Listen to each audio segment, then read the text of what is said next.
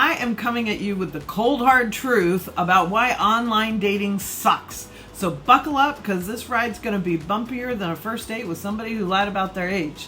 I'm Brenda Florida, certified life coach. And in full disclosure, I've been riding the single train for 20 years. That's right, 2 decades of freedom. I pretty much do what I want, when I want, how I want, spend my money the way I want, put as much mayo on my sandwich as I want, and there's nobody to complain or judge me or criticize me or argue with me. Sounds pretty good, right? But then there are those moments where I'm afraid I am missing out on the fairy tale relationship. You know, the one where you have lots of fun together and you enjoy doing a lot of the same things. You have mind-blowing sex and you stick up for each other through thick and thin.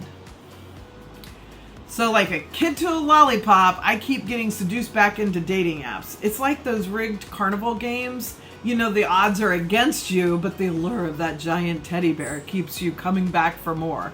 So how about you? Tell me in the comments. Are you on dating apps all the time? Do you get off and on like I do? Is the allure of that giant teddy bear seducing you? I want to hear about it. Let me paint a picture of my last first date disaster. We decide to meet at a restaurant with a bar, and it's overlooking the ocean. It's a beautiful day. He comes in, and right away, I know I'm not attracted to him. Now, he does look like his picture, so applause there. But whatever, face to face, I just wasn't attracted to him. So did I wrap things up quickly? No. It's like I thought I could play some sort of Jedi mind trick on myself, and things would get better. Spoiler alert, the Force was not with me. In addition, he started being rude to the bar staff. And I am telling you, that is a hard pass for me. If you are rude to service staff, you're going to be rude to me. So, you know, exit stage left, dude. Now I'd love to hear your worst first date story in the comments below. And why do I want to hear your story? Because when we tell our stories, it's a way to validate our experience. And it's also a way to know we are not alone, because whatever your story is, somebody else has probably had the same experience. I can't wait to hear about it. So back to dating. Why is it so hard? I think it's because of this ridiculous carnival game. You know, when you go to the carnival as an adult, you know you're probably going to waste your money and never win the huge teddy bear. But with dating, it's like we're showing up at that carnival game expecting it to be fair.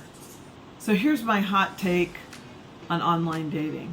We need to approach dating like an adult approaches the carnival games. Some days you're up for it, you want to play, knowing full well you might waste your time and money.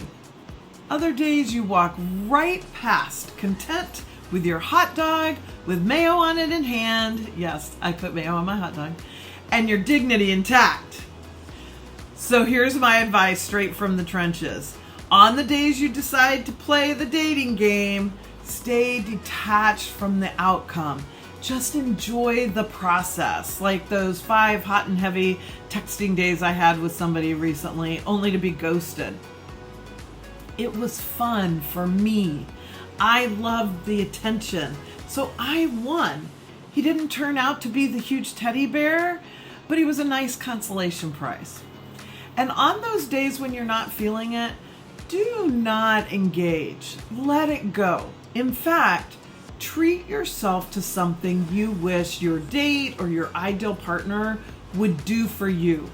Take yourself out to dinner, buy yourself a new outfit, run yourself a bath, whatever it is. Do something that will make you feel the same way for yourself. So I absolutely want to hear this. And if it's a struggle, if you're having a hard time figuring out, well, how would I give to myself what I want my partner or date to give me, put that in the comments and I'll help you figure it out. And last but definitely not least, remember, being single is not a disease and there is nothing wrong with you. So how about you?